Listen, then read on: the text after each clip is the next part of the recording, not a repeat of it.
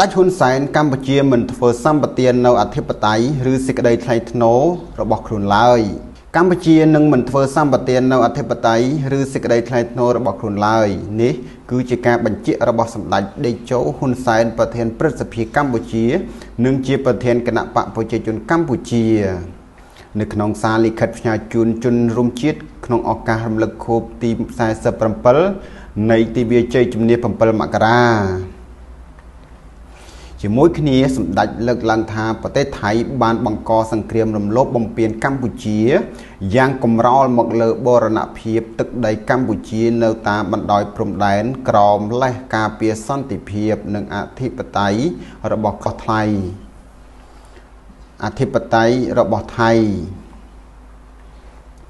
សម្ដេចថានៅក្នុងសកម្មភាពរំលោភបំពាននេះកងយោធាថៃបានបាញ់ប្រហារ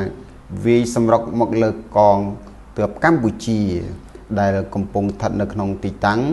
ដែនអធិបតេយ្យរបស់កម្ពុជា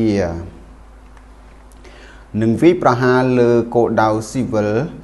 នានាឥតរើសមុខដោយប្រើប្រាស់អាវុធធំតូចនិងទំនើបគ្រប់ប្រភេទ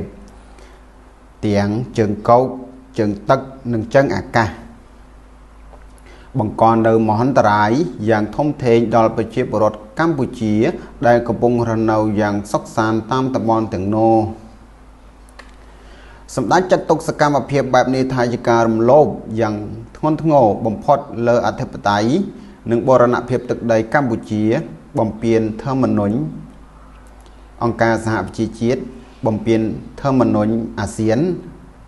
និងមិនគោរពស្មារតីនៃសហគមន៍អាស៊ានឡើយម្យ៉ាងទៀតសកម្មភាពបែបនេះក៏ជាការរំលោភយ៉ាងធ្ងន់ធ្ងរលើច្បាប់មនុស្សធម៌អន្តរជាតិនិងកាតព្វកិច្ចអន្តរជាតិក្នុងការពារជនស៊ីវិលទ្រព្យសម្បត្តិវប្បធម៌ជាតិនិងបេតិកភណ្ឌពិភពលោកសម្ដេចបន្ថែមថាឆ្លើយតបនឹងអំពើរំលោភបំពាននេះកងកម្លាំងប្រដាប់អាវុធកម្ពុជា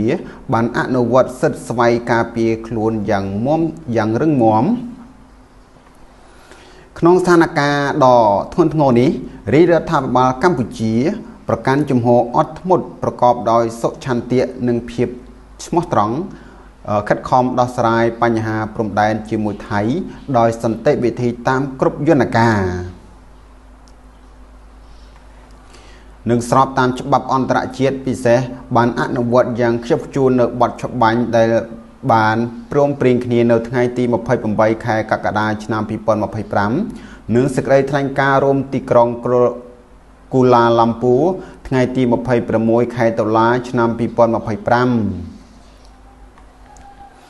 ភាគីថៃបានពង្រី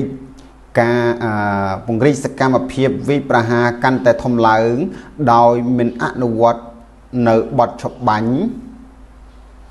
និងសេចក្តីថ្លែងការណ៍រួមឡើយដែលធ្វើឲ្យសភាពការកាន់តែធ្ងន់ធ្ងរ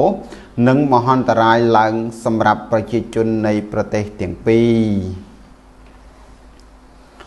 សម្ដេចហ៊ុនសែនសង្កត់ធ្ងន់ថាកម្ពុជាសូមបញ្ជាក់ជាថ្មីនៅការបដិញ្ញាចិត្តយ៉ាងមុតមមក្នុងការខិតខំដើម្បីសម្រេចនៅគោលដៅចម្បងរបស់ខ្លួនគឺការបញ្ចប់ទុក្ខវេទនារបស់ប្រជាជនទប់ស្កាត់ការបំផ្លិចបំផ្លាញនិងបន្តដើរលើមាគ៌ាឆ្ពោះទៅរកសន្តិភាពដំណោះស្រាយប្រកបដោយយុត្តិធម៌និងចីរកាលទន្ទឹមនឹងនេះកម្ពុជានឹងមិនធ្វើសម្បទាននៅអធិបតេយ្យឬសេចក្តីថ្លៃថ្នូររបស់ខ្លួនឡើយក្នុងស្មារតីនេះកម្ពុជាអនុវត្តយ៉ាងខ្ជាប់ខ្ជួននិងពេញលេញនៅបទច្បាញ់ថ្ងៃទី27ខែធ្នូឆ្នាំ2025ក៏ដូចជាសេចក្តីថ្លែងការណ៍រួមទីក្រុងគូឡាឡាំពូថ្ងៃទី26ខែតុលាឆ្នាំ2025ដើម្បីនាំយកមកវិញនៅសន្តិភាពសម្រាប់ប្រទេសទាំងពីរក៏ដូចដើម្បីសន្តិសុខស្ថិរភាពនិងវិបុលភាពនៅក្នុងតំបន់បាទគណៈពេលនេះព័ត៌មាននេះមានតែប្រមាណប៉ុណ្ណេះឯងបងប្អូន យើងតាមដាននៅព័ត៌មានជាបន្តបន្ទាប់ទៀតនៅពេលក្រោយសូមអរគុណសូមជម្រាបលា